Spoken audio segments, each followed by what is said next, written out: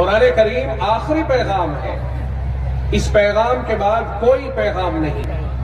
اور آمنہ کا لخت جگر امام الانبیاء سرور رسول صلی اللہ علیہ وسلم آخری رسول ہے جن کے بعد کوئی رسول نہیں ہے۔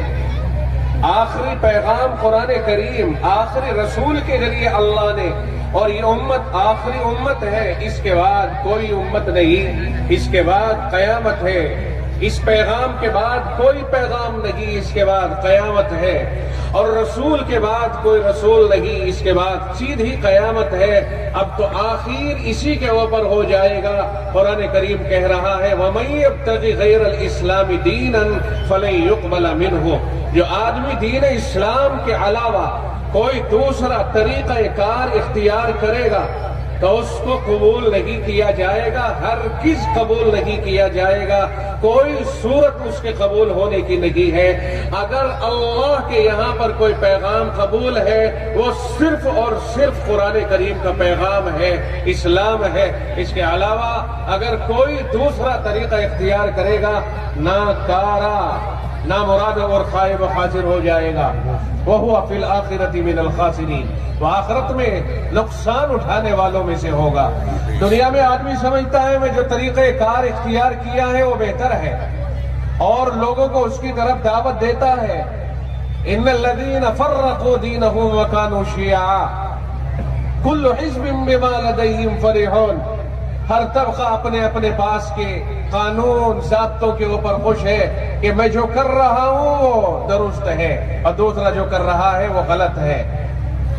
غلط اور صحیح کا معیار جناب محمد الرسول اللہ صلی اللہ علیہ وسلم کا فرمان ما انا علیہ واصحابی ہے، کہ جس میں آقا نے یہ فرما دیا تھا کہ بنی اسرائیل 72 فرقوں میں بٹے تھے، تفرقت بنی اسرائیل علی 72 ملتا، بنی اسرائیل 72 فرقوں میں بٹے تھے، وتفرقت امتی علی 73 ملہ، فرمایا میری امت 73 فرقوں میں بٹ جائے گی، کلہم فی النار الا ملت واحدہ، فرمایا سارے طبقے 73 طبقے آپ نے فرمائے 73، اور یہ بڑے بڑے ہوں گے، ورنہ ایک ایک کے ضمن میں بہت سارے ہوں گے وہ ایک الگ چیز ہے۔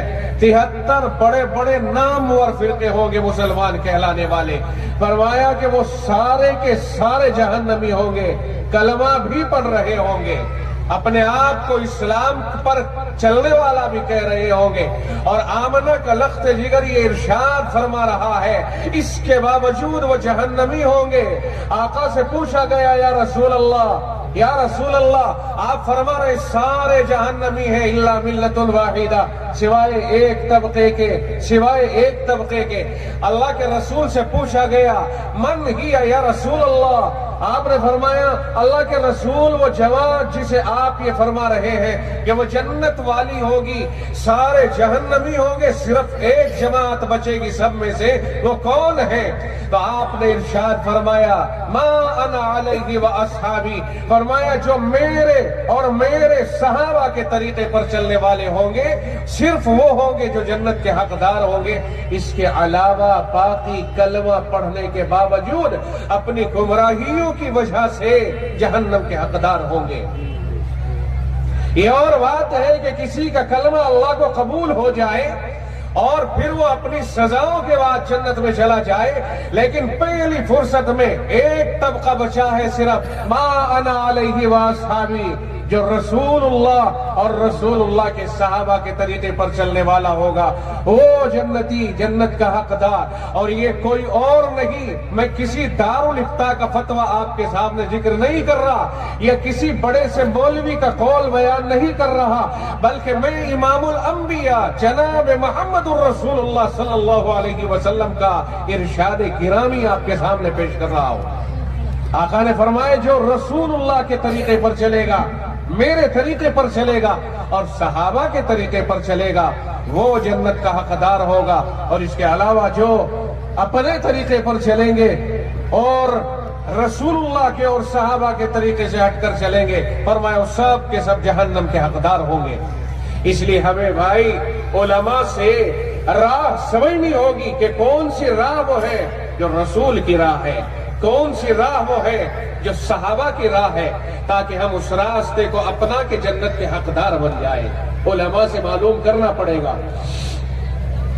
اگر علماء سے دوری ہے کسی کو، خود علم حاصل کرے علماء کے ذریعے ہی تو حاصل کرے گا نا، فرشتہ تو سکھانے کے لیے آئے گا نہیں۔ ظاہر ہے پھر علماء کے پاس آنا پڑے گا، مولویوں کے پاس آنا پڑے گا۔ ارے بھائی مولوی انہیں کہیں گے، علماء انہیں کہیں گے جو قرآن کو اور حدیث کو، علم دین اور علم شریعت کو سیکھ لیتا ہے۔ وہ کوئی ماں کے پیٹ سے سیکھ کر نہیں آتا، بلکہ جب وہ پیدا ہوا، بڑا ہوا، کسی مدرسے کے حوالے کر دیا گیا، وہاں وہ مولوی بن گیا۔